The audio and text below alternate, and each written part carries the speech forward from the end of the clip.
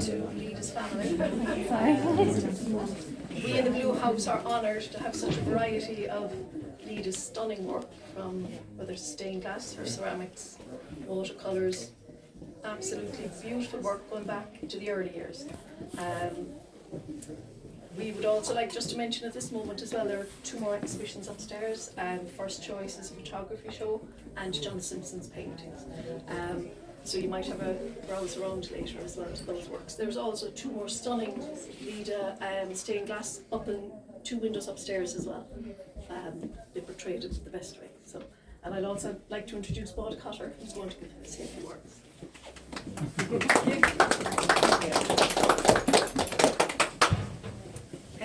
Just to say that I'm extremely honoured to be here to pay tribute and to celebrate Lida May's work. And I didn't really know her as well as most of you in the room. I have met her about 4 times, and actually I think I was 3rd meeting in before I realised she was a ceramicist. And when I saw her draftsmanship on her plates, I just fell in love with her work and purchased 2 plates immediately. So I have those to keep company with. I was just reading through the catalogue and realised, of course, that Lida May has been in Ballydehob in your presence for 54 years. And this is an incredible legacy of cultural contribution that she made in a sustained manner for so long. She clearly loved and felt a deep sense of empathy and belonging in this landscape, which filtered through to her work in a very clear way. Now, I was looking as well and reading about her influence from Bernard Leach, the ceramicist. And believe it or not, I did a little bit of ceramics in my day, and yes, had his book as a Bible. So we were all sort of under that kind of aesthetic influence, which he gained from China, Japan and Korea. But the interesting thing about Lida May's work, that she pays tribute to that incredible sort of craftsmanship and integrity of work. But she expanded way beyond what I think Bernard Leach achieved. And I really want to talk to that achievement of her work today. She was living very much, I think, in a way under a bushel here, because she is a national and internationally significant ceramicist of great renown who really did not promote herself. And I think it's time that we recognize this, that we're in the room with several masterpieces of her work. I was intrigued and do remember, because I was a student in the Crawford College of Art just up the road from Paul Street when her works were on exhibition in the Cork Craftsmen's Guild back in the day. These pieces, which are very Leachian in their sensibility. And already I remember noticing this sort of lightness of touch and watercolour feeling from her work. But you'll see in this work, for example, the form is still very strong and that kind of utilitarian feeling of the work, which she totally transcends. So in her, this would have been her earlier work, and then she moved on to some porcelain work. And porcelain is the most tasking of materials in the ceramic world. It is the most incredibly demanding material, and she handled it with mastery. So she has some beautiful, quite abstract pieces behind here, and some other plates where she just uses brush strokes. But to me, that is really a sort of force field, which she found in a circular form that she compressed. And if you look at it, there's an incredible sense of numeracy in the way she mark makes. But she doesn't do in a harsh mathematical way. For me, it's more like the music of the spheres in a sort of Greek philosophical sense. And I was, sorry, I had a bit of a sore throat earlier. And I was also, yeah, it's just plaster.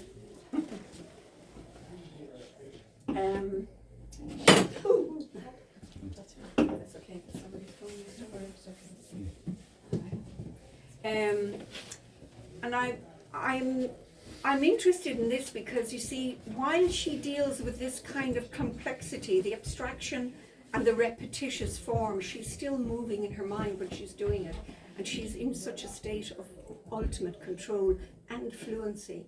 This is the rather strange kind of compact world that she began to move into, which I think was her forte, the plate. I'm also, within that force field, I also think that the work that I find absolutely amazingly stunning is the plates, the terracotta plates, these pieces here before us, all around us.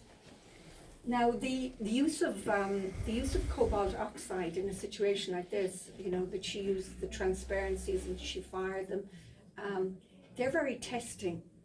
I was speaking to somebody who knows considerably more about it than I do, because I felt I ought to do a bit of research. So I've been speaking to two ceramicists and also Les Reid, who is the Chief Executive of Crafts Council, the Design and Crafts Council of Ireland today.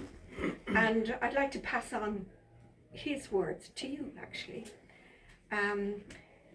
Les was saying that basically she was a treasure beyond belief, that she is superb artist, she's a master at what she does, that she chose something that's incredibly, possibly, he says, the most difficult thing to do in ceramics, which is to make a porcelain plate, and to paint it and fire it is the most difficult thing, structurally. Now, I knew her, she was very gentle, and I do still feel that incredible sense of warmth that she brought to everybody, you know, very simple warmth, and it was there like a huge resource in her. I feel she got that resource from the landscape here, and you can feel it in the incredible intricacy and her attention to detail in her work, her playfulness and her ease in the way she painted the plates. So I'd like you to look anew at these works and realize that you are in the company of masterpieces. I mean, her draftsmanship is superb, and it's very difficult to lay sort of, you know, I did some painting in glass, but so I have some sense of how slippery and really difficult. You see, the thing is, when you're dealing with a surface like that, you have to have it conceptually in your mind so fully that it comes out all at once. Now that's a control and a sense of rigor that you may not have thought that Leda May had, because it's a very sharp and it's a very tenacious state of mind, a very controlled state of mind. So she would have laid down different layers and been able to conceptualize that so fully that when she touched the plate, it was it, because there were no second chances. You know, and then of course when you did fire those kind of layerings of oxides in the kiln, you know, any little inconsistency in tone would bleed in and make something that would be rejected. So this is why her work is so masterly, because it gives this kind of, and Les Reid made that point today, that her work is so fluent, so masterful. She made it look easy. But it's not easy. It's extremely difficult. So thank you very much for your time, and I'd also kind of feel, because I'm somebody that you may not know coming among you, and you all know her so well, much more than I do, that perhaps somebody might like to just add a few words if they want to about her work, because you know so much more than I do. Brian was there. He's here. I was interested, Brian, Yes. in kind of, because you know I'm sort of researching and bringing, just kind of learning more. Yes. Could you tell me if I about? can stand in there. Yeah. Could you tell me about, you know, her relationship with the landscape? Well, yes and no. Yes. I've been hijacked into saying something, and it so happens that I was hijacked twice in one day, which seems extreme. But I passed the charity shop, and the charity shop owner grabbed me and said, "You've been promising for a long time to assess a shedful," and shedful is the right description of pictures, 150 framed pieces later, I came out of there. So that is my experience up to date. Look, I mean, Maud, everything that you've said is so pertinent that there is very little that I can add, but I'll just touch on one thing that you have said. Behind there are the early pieces of Leda May, and what you see there is the English tradition with which she grew up, the influence of Bernard Leach, who brought the aesthetic of Japanese ceramics to Europe. And it had an extraordinarily profound influence on all of contemporary ceramics. And Leda worked for maybe 15 years in this tradition. And somehow she had some kind of, perhaps to call it a moment of truth is wrong, but she found herself, and it's what follows from the Bernard Leach influence is where she glories in her skills. But the skill of everything else that you see was learned in the early Japanese influenced work. And that the fact that she made, I mean, there were umpteen ceramicists who worked in that tradition, who continue to do so for the rest of their lives. But actually she broke free of what was the dominant aesthetic and created what we see around us. And I mean, the thing I was listening today, apparently Bernard Leach didn't throw a lot of his work, you know. He just did sort of supplementary decoration and something. Not to take from his achievement. But the other thing, of course, is that there's a humility and a kind of an Eastern or Chinese and Japanese and Korean sensibility in these things, which was so kind of what's the word? Subservient to the object in some way. oh yes, the And object is everything actually, Yeah. not the decoration. Yeah. Yeah. That in fact there's been a sort of little bit of kickback, criticism of Bernard Leach that a lot of his school were much too respectful, but not Leda May. Not, I mean, this is the thing you have to realise, that Leda May found her voice and found her vigour and her mastery. But we'd through still be these- respecting these Yes, as wonderful absolutely, creations. yeah, absolutely. But they become subservient to what you went on to do. Yes. And I mean the last Yeah. These are works of amazing. the last 20 years, these animal studies, nature studies, are extraordinary. Yeah. Yeah. Yeah. Yeah. And I mean, I would empathize with everything you've said about her Yeah. position in Yes. the ceramic world and in the art world. Yeah. Yeah. And apparently, Les Reed tried to convince her to promote herself more. But Leda May wasn't really interested. No, it's sadly true. Yeah. But you know, I think now the legacy is something that you should be proud of.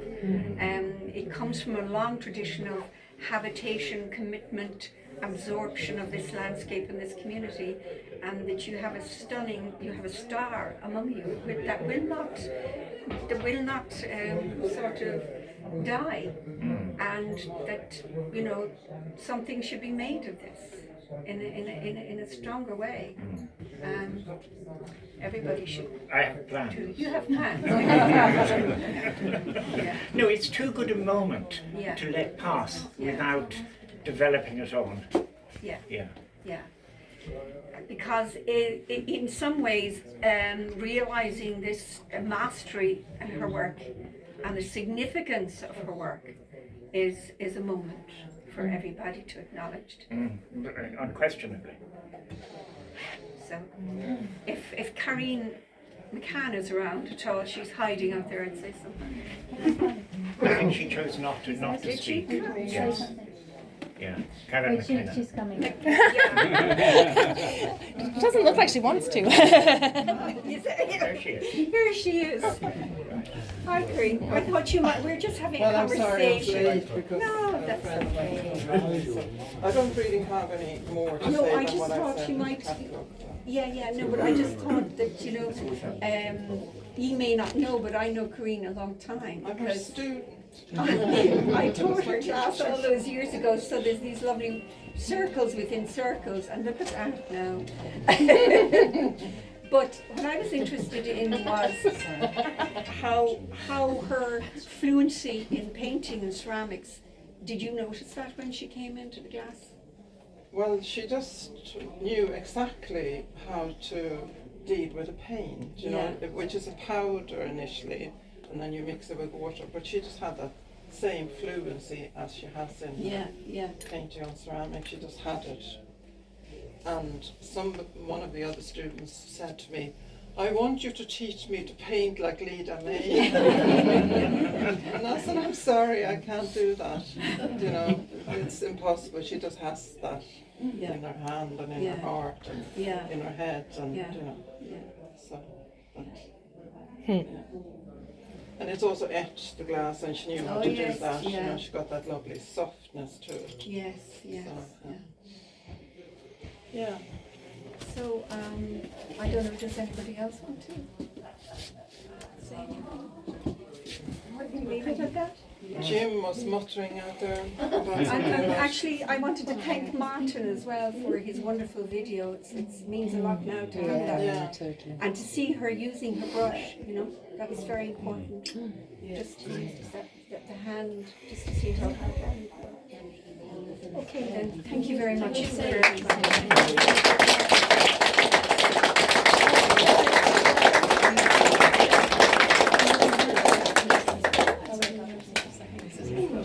Choke up my